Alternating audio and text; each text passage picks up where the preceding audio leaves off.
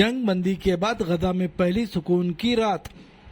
غزہ میں کئی ماہ کی مسلسل بمباری اور تباہی کے بعد اہل غزہ نے پہلی مرتبہ ایک نسبتاً پرسکون رات گزاری۔ جنگ بندی کے دوسرے دن کے آغاز پر فضا میں سکوت اور چہروں پر احتیاط آمیز اطمینان کی جھلک دکھائی دی۔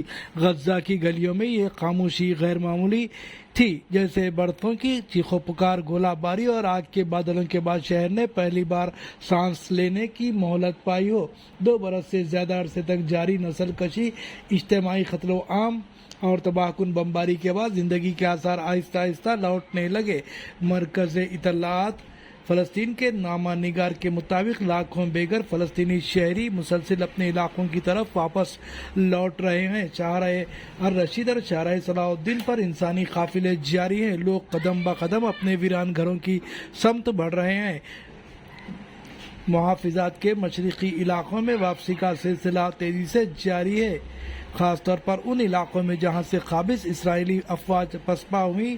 بہت سے خاندان اپنی تباہ شدہ گھروں کو دیکھنے واپس آئے ہیں۔ کچھ لوگ ملبے کے کنارے خیمے لگا کر اپنے اجڑے ہوئے آشیانوں کے قریب زندگی کا آغاز کرنے کی کوشش کر رہے ہیں۔ غزہ کی سڑکوں پر مناظر درد اور عزم کا امتزاج پیش کر رہے ہیں۔ مرد ملبہ ہٹا رہے ہیں، عورتیں گری ہوئی دیواروں کے سامنے صفائی کر رہی ہیں اور بچے اپنے کھلونوں کی تلاش میں اینٹوں کے ڈھیر نکال رہے ہیں۔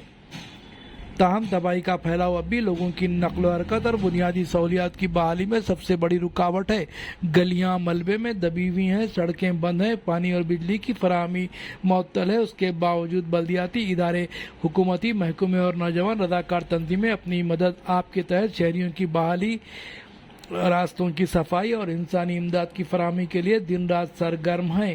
زیتون محلے کے ایک نوجوان رضاکار نے کہا، لوگ ہر حال میں زندگی کو واپس لانا چاہتے ہیں، چاہے اپنے ننگے ہاتھوں سے ہی کیوں نہ ہو۔ دوسری جانب شہریوں کو خدشہ ہے کہ قابض اسرائیل کی جانب سے کسی بھی وقت اس عارضی سکون کو توڑنے کی سازش کی جا سکتی ہے۔